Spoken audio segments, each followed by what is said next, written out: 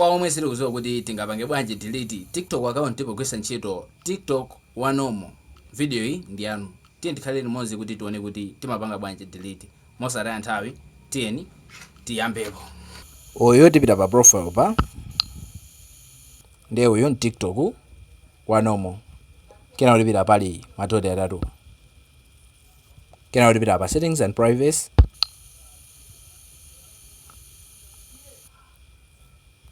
Account. Deactivate or delete account. Delete account permanently. Taubanga skip. Mujongeraso hapa kupanga continue. Abaso kujongera kile kupanga continue.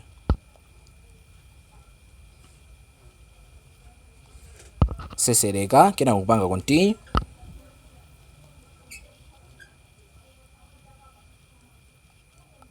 Ikafika hapa ndikuti so ungopanga verify account yakoyo kuti ndi yakodi.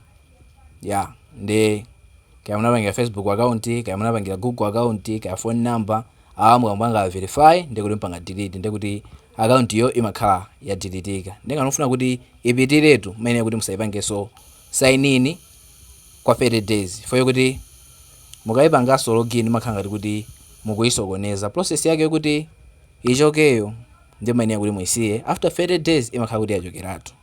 Komano mukapanga delete pa TikTok kupanga search sipezeka. Pokapo khande kuti muyipange sign in ndikuti matheka. Ndeti ndionanso ku video ina yotsatira imene tizabwere ndi zina za nyuwani. Ngati ndifunso tiye tifunse popanga comment. Komanso osayiwala kukapanga subscribe ku YouTube channel chathu cha Kamlanch Tech.